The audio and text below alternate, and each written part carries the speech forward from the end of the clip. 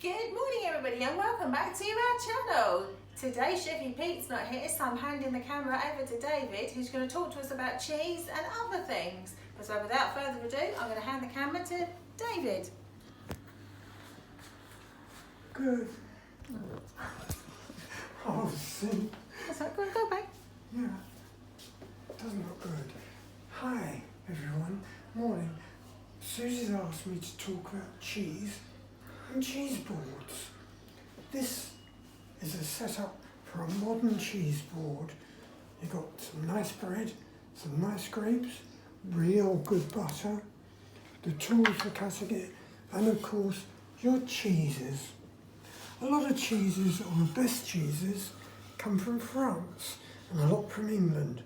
We've got here a German cheese, smoked cheese. I like that, but I prefer French runny cheeses, goat's cheese, whatever it is, double Gloucester. Now, double Gloucester has got a story all of its own. In England, we have a lot of sports, some strange sports, and one of them is a cheese rolling competition which is held once a year. What happens is a £7 double Gloucester cheese is rolled down a hill, and on Ready Steady Go, all the competitors chase after it and try and catch it. Anyone who catches it before it gets to the bottom wins the cheese. Of course, there are a few broken legs, a few broken arms, but what does it matter as long as you win the cheese? That's Britain's competitive nature.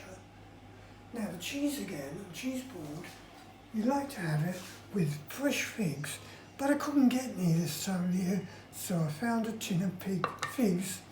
Tin of pigs. Who ever thought putting a pig in a tin? I hope you not. pick it up in the supermarket, shaking it. If it goes oink, you know it's still fresh. Poor piggy. Amongst all these salted cheeses, we've got this one here, which is Mousetrap, which is a plain cheddar. I don't like it, but so many people do. They use it for Welsh rabbit, cheese on toast, but I prefer something else. I also like Emmentaler. If you remember, in the 1950s and 60s, we had fondue sets with lots of fondue. You'd melt the cheese with wine, and a lot of wine, maybe a drop more wine, and it was craftily designed, these forks, so when you put it in the bread, get the camera on me please darling, the bread falls into the cheese. In Switzerland, where it was invented, it was rumoured in one chalet that had a huge cheese pan, and they made these giant fondues.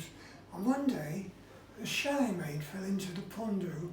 The women were not pleased, but all the men jumped in to scrape the cheese off her, but that's something else.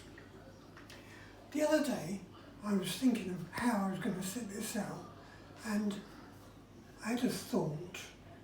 People also asked me about the cricket sandwich I did a few weeks ago, and that I'd missed some things off. Well, I've got to rectify that straight away, because I don't want people to be unhappy. So, I got my cricket bat, which I borrowed from Anthony, Oops. and I'll show you one or two things. For example, during a game, sometimes the batsmen don't like the umpire's decision, telling them to go in when they think they're out, and not the batsman who thinks he's still in while he's out. So he'll look at the umpire and ask for a cup of tea. Well, that's what it looks like anyway. But he's asking the umpire, did he really get out, or should he go into the pavilion for a cup of tea? Anyway, after a bit, the umpire will look at the video and decide how the batsman was, in or out. And if he's wrong, the umpire will do the okey cokey, or the black bottom. You'll see him standing there doing this. But if he's wrong, the finger goes up and he's trucking down the road. Those who are sort of older, remember 1940s, 50s, you were trucking when you were dancing. And one of the other things the umpire does, he likes doing the okey cokey, and certain times he'll do this when he's doing the okey cokey, he's giving the bowler a free ball. Now I think Susie's signalling, I've told you enough about cricket, so I won't mention any more rules. Finally, I have this cheese here. If you bear with me a minute, Did you get the label, Susie? I got the label. This means stinky socks. And whatever you do, take notice. Be aware of the danger. Keep it covered all times. And if you're going to eat it, put a mask on. How can you eat your cheese with a mask on? Very difficultly. How do you eat your cheese with a mask on? Well, you take the mask off and hope to get a bravery medal. Oh God.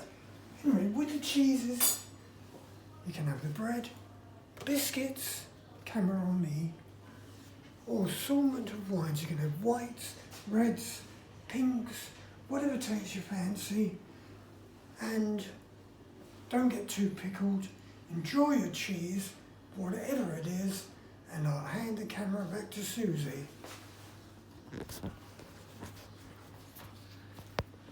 Okay folks, that was a riveting story about the cheese and the dangers of cheese. But folks, don't forget to subscribe to our channel, hit the like button, leave us a comment below, and I'll get back to you, and hit the bell, and we'll see you again soon with another episode of David shortly. Take care, bye bye.